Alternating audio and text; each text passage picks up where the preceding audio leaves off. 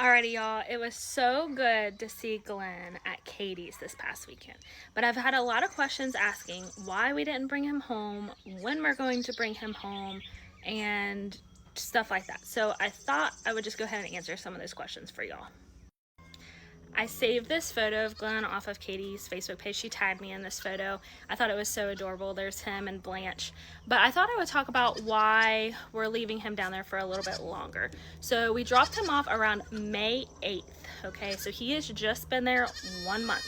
So with donkeys, sometimes it takes a couple of months to see if the Jennies that he is running with, aka Dolly, Blanche, Dorothy, are going to come back into heat after he's been with them. So Dolly right now is looking like she is well over that like 18 day mark from him being with her.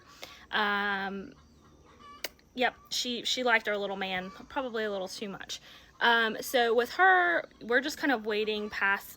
You can really go past like 18 days, but like 20 to 25 is like safest to know whether or not they take or not. So that's usually the biggest indicator, since you cannot do an internal ultrasound on donkeys. Their anatomy is just too small to do that.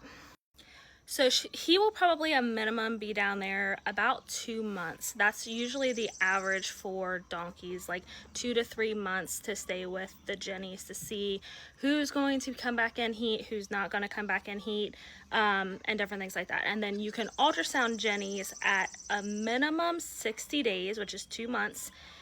It's really early to do it then. It's better to wait till about that 90-day mark, or like 3-ish months along from breeding, to do an external ultrasound. Once again, you cannot do an internal ultrasound. They are too tiny. So anyhow, that kind of should clear up why we did not bring him home this time.